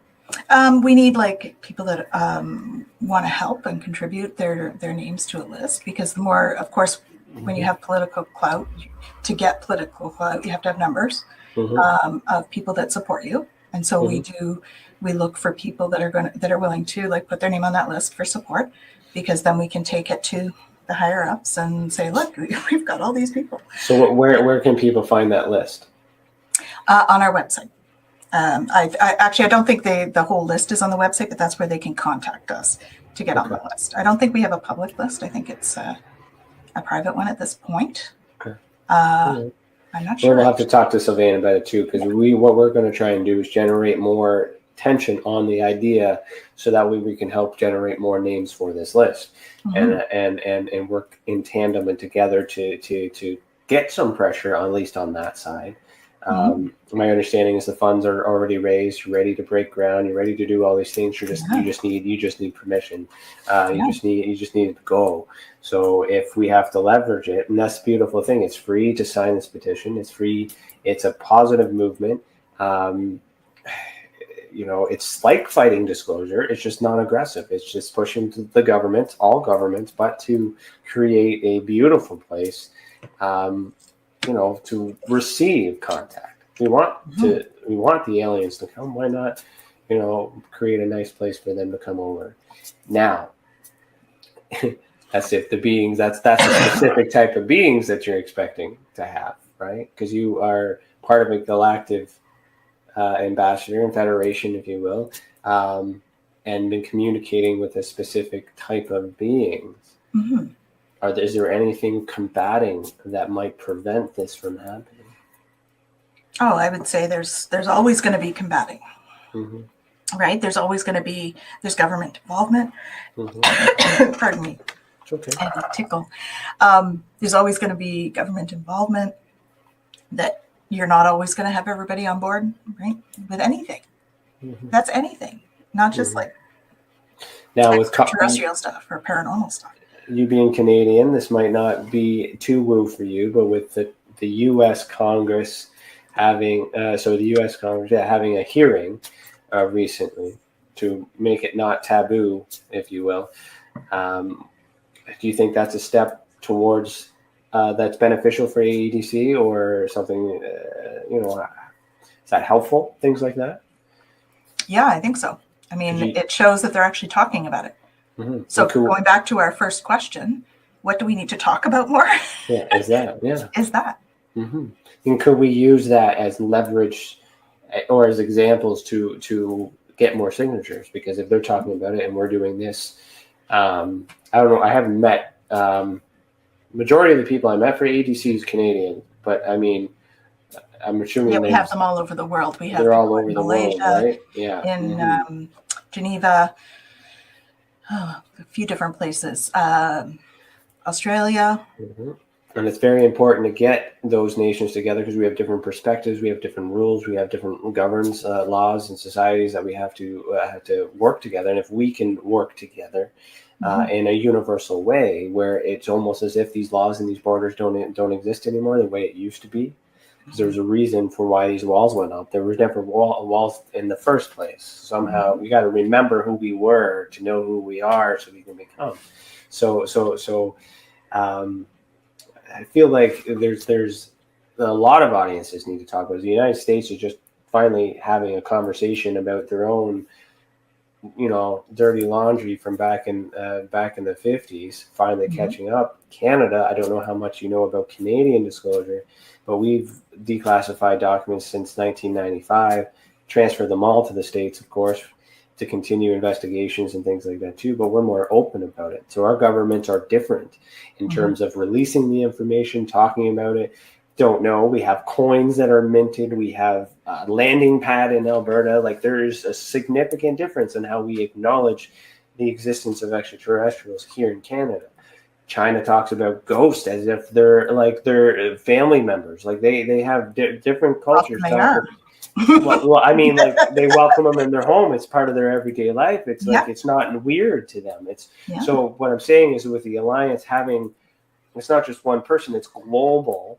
You're working on the political movement with other nations. So you're creating a United Nations in extraterrestrial land, if you will, which should be easy to approach the real United Nations because it's following a very systematic way in which they could adapt. Yes. So the probability of that being unsuccessful to me is low risk, which is why I'm investing in that and endorsing the shit out of it right now. And I'm just explaining it, is that the probabilities of that being successful is higher than the current way that we're doing that. So thank you for being a part of that, and I hope it works out. Like, I hope it happens. Thank you. All right, so we just need to all make decisions out of love Can't go wrong. out of fear. If you make All we decisions need- out of love, just need a little more love. That's all we need. Yeah. Okay, so I have another segment that I normally do. It's going to kind of shift gears a little bit, but before I do that segment, tell everybody where they can find you, in case they want to take your services or anything like that, or follow you wherever you want to go. We do have links in the description in YouTube, and we also have it on the banner here. But where can they find you more directly? So Twillow Lifestyle Community is where I am. So you'll find me at Twillow Lifestyle on Facebook and Instagram and all those fun places. You can find me on the website, twillowlifestyle.ca. We have also a school, Twillow Lifestyle Academy, where we've got a specially curated group of teachers teaching everything from energy healing modalities to metaphysics to like yoga to spiritual finances, like all of that sort of gamut of stuff. These are experts that I've pulled in from all over the world. So they're teaching for the Twillow Lifestyle Academy. And we actually are gearing up for a big live on June 12th. There's going to be 8 experts for 5 hours live, free. Come and see us because we're going to be open to answering questions and talking about some of those topics that everyone struggles with, right? Careers and money and romance and physical and emotional well-being. So Twillow Lifestyle Community is more of the healing company. So that's where you'll find things like the services and stuff that we do. I have 2 other practitioners that work with me. And the Twillow Lifestyle Academy, you'll find it from the Twillow Lifestyle page. Perfect. So reach out. I'd love to hear from you. Fun fact, as I teach people how to investigate the phenomenon. Awesome. So I'm busy that weekend, but in the future, maybe I can help you with that. We need to talk. Yeah, for sure. We need to talk. All right, so let's do our last segment, which is called Sorry, Not Sorry. Okay. Okay, it's our Canadian, little Canadian jingle here. One second.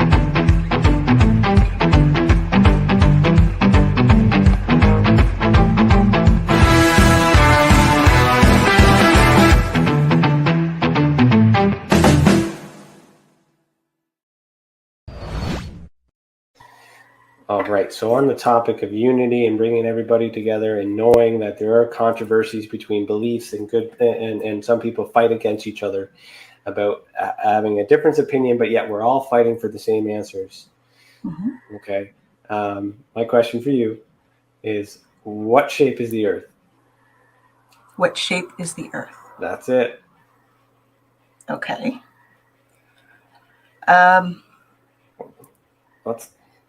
Should know this. You should know what shape the Earth is. It feels like a trick question. It's all energy. That's one thing I'm going to say. Okay. So I would say that, there's slight shifts. Overall, we're looking at round. Okay. There's no right or wrong answer. The whole purpose of it, again, social experiment, is just trying to get a variance on. I ask this on every show to get a variance of different answers. To kind of suggest that this is one thing that we all should agree upon. Yes. And not everyone's going to have the same answer. Yes. And there's science that says that this is the way it should be, but there's a lot of things that don't make sense to that. So there's a lot of trust that isn't happening. And there's a lot of fighting, in the flat Earth movement. They get a lot of attacks, and they get like attacked hard. And not that I'm supporting one movement or the other, because I can't prove I'm not an astronaut, but to piggyback onto the whole negative side of things, that these are individuals that carry a belief, and they are working just as hard as us to get answers too, but they just believe it to be different. And we can't prove them wrong, and they can't prove us right. And the concept and the idea of the earth being different than what we're told creates fear, because that means everything we know is wrong. Right. Which does not make sense when we're trying to prove that aliens exist, which means, that all these other things don't exist. No religion, no this, no that. So it's a contradictory to a lot of us. So to match perfectly with this episode, the take home is, as you said, a little bit more love, help each other, understand each other, find ways we can work together, and then we can grow together. And your reality is your perception. Mm-hmm. That's right. And so that sums up the flat earth versus the round as well. Yeah, right? Exactly. Flat or round, doesn't matter. We're stuck here. We have to talk to each other. Let's get along, exactly. And, things like that. It makes no difference because we're stuck here. And we don't have the money to do that. Unless you're Elon Musk. Elon Musk has made several attempts trying to get there. And if you watch his failed attempts, it looks like he's hitting something. It does. But I've been, my wife, who follows a lot of his stuff too, recently told me he made a deal with NASA. So if he made a deal with NASA, maybe he knows the truth now and he's covering it up. We don't know. Who knows? You never know. People say things, it's their perception. And I think CC has Starlink. So you're supporting the Musk too. Musk is Canadian as well, born in Kingston, from Kingston, I think, Southampton. So there's all these things. Mm-hmm. But anyways, that's it. That's the wrap. That's the end of the show. So we're going to do our after chat. If you want to stick around for the after chat, just participate in the comments. I know you can do that. We're going to talk about the show, talk about what's coming up next for Tessa, our next episode, and all those other things too. CC, are you going to join me? Thumbs up. Yep, perfect. Okay, so thank you everyone for tuning in. Stick around for the after chat, and we'll see you soon. All right. Thank you so much for having me. You're welcome. Thank you for being here. Keep your eyes in the sky, everybody, and heed the world. That's it, everybody. That is a wrap. That is the end of it all. Thank you for joining me tonight. I look forward to seeing you back next week, where we'll continue to have this conversation deep down into the rabbit hole in which we call the Ultra Spectrum. Thanks for joining us. I said that already. Oh well, fuck it. Heed the world.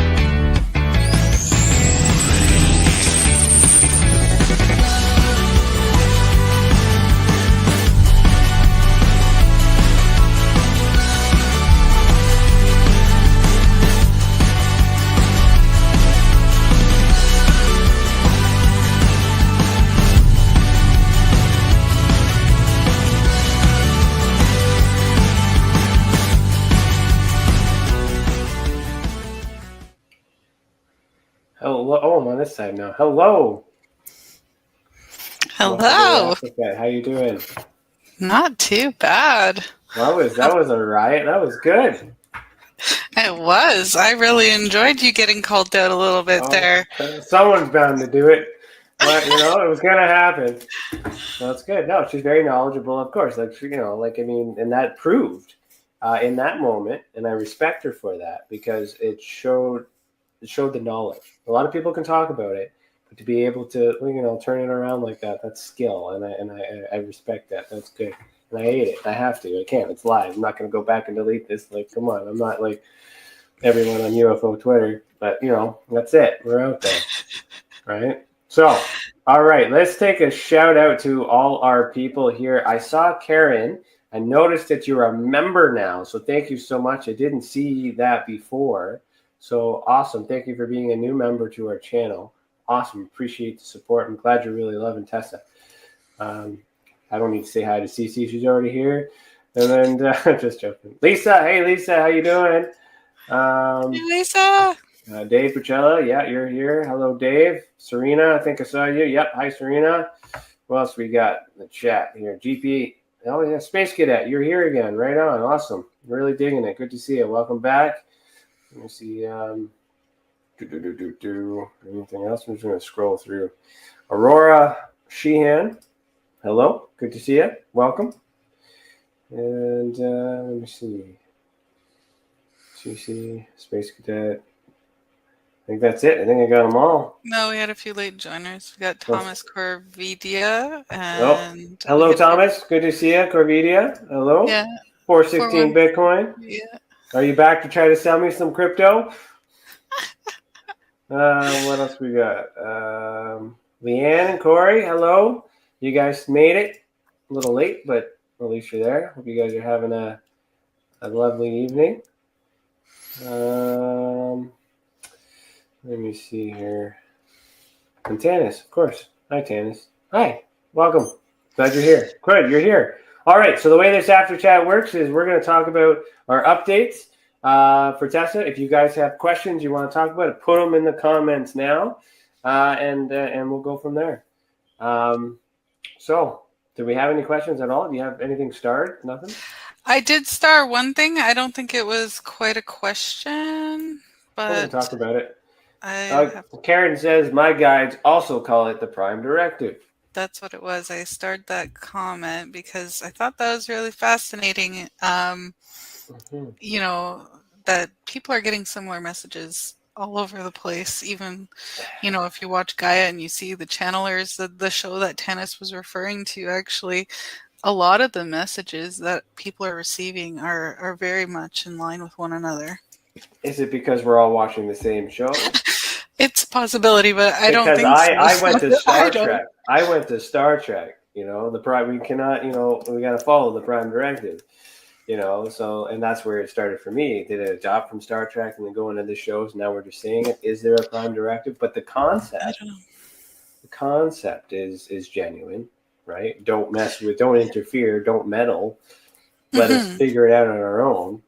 That's like, it's very much in line with Witchcraft 2, which Tanys brought up, and I was really relieved and happy to hear her explanation of it. You don't mess with someone's free will. It's very similar, I guess, in terms of concept. My perception of Star Trek is they never really did follow the Prime Directive, so... Well, see, okay, so she says TV and movies come from somewhere. So, let's talk a little bit about what I know about that. Like, Gene Roddenberry, before he was a film director and did Star Trek and all that other stuff, he was a journalist, and he sat in on some controversial, sat in on some